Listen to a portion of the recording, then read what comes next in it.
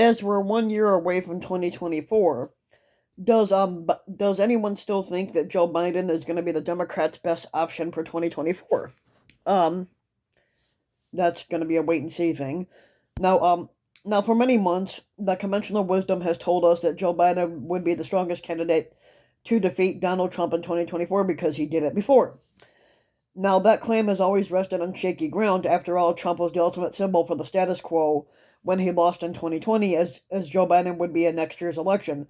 That's hardly auspicious when polling shows that the current electorate believes that the country is off on the wrong track rather than headed in the right direction by a margin of more than 3-1. Now, but the bottom has dropped out of that time-worn spin for Biden in the wake of the discovery of unsecured classified documents under his control and the appointment of a special counsel to investigate him and the botch handling of this widening scandal by the White House. Now, yes, Trump's handling of classified documents was far more egregious because Trump didn't cooperate, but Biden is. Now, when compared to what we know about Biden so far, looking ahead, as Biden's campaign would be incapable of making any effective criticism of Trump on this issue. Now we can see. Now we can already see how. So that we can already see how having Biden at the top of the ticket would be a serious liability up and down the Democratic ballots nationwide. Now awkward barely begins to describe the position in which recent developments have put leading Democrats. um.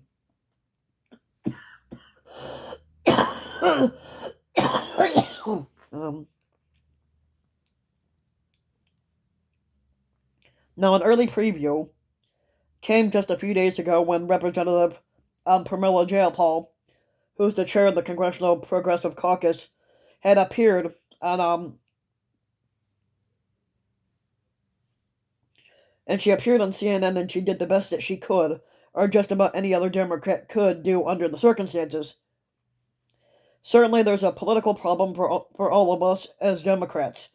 Jayapal acknowledged that after being confronted with her tweet from 4 months ago condemning Trump's conduct with classified documents, but she did say, but I do think that there are significant differences, and I do think it's important to look at the fact that that President Biden is cooperating completely with the investigation, unlike Trump.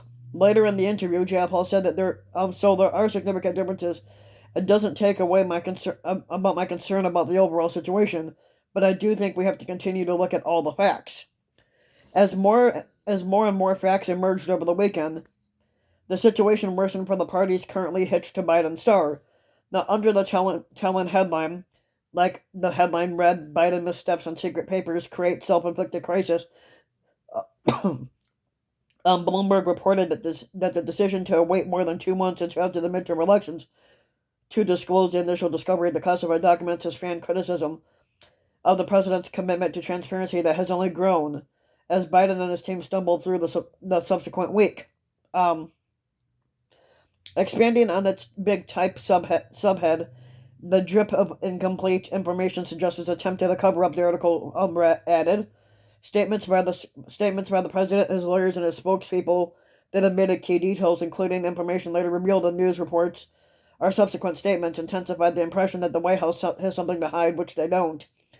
The steady stream of revelations knocked the Republican dysfunction on Capitol Hill out of the headlines, while also offering a lifeline to former squatter Donald Trump, who's under criminal investigation for his own handling of classified documents.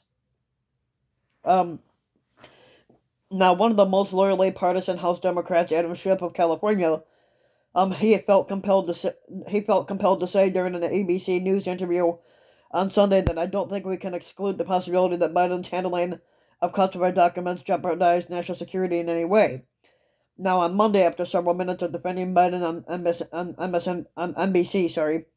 the consummate mainstream Democrat, Representative Jim Clyburn of South Carolina said, "It's no question the reporting of all this undercuts all of our credibility as Democrats when it comes to this kind of issue." Another seasoned Democrat, only willing to be identified as a former clean aide, so basically this one's remaining anonymous, basically they're not using their name. They presented this analysis of Biden's political peril and comments to The Hill. everyone can say what they want, but this weakens him, full stop.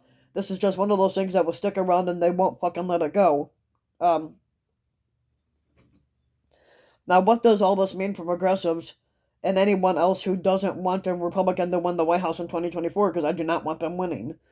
Biden's electoral future should be taken off the national table so that we can proceed with focused discussions of crucial issues on their merits, and rather than anything being viewed in terms of political calculus regarding the president's prospects for re-election, this country is facing an ongoing cascade of crises, and Republicans pose a clear and present danger to our democracy, whether the nominee is Trump or someone else.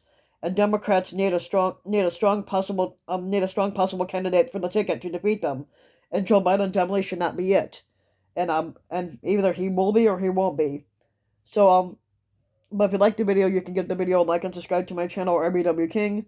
You can also hit the notification bell so you'll be notified when any video comes out. And if you want to support my work even further, you can donate to my Patreon link, which you can find either on the video. You can find it in the link below of the video, or you can find it on the About section of YouTube. And for just a little as a few bucks, just a little as a few bucks a month, your donation can help. And just for a little as a few bucks a month, your donation can help go a long way. And thanks for listening. Yeah, there we go.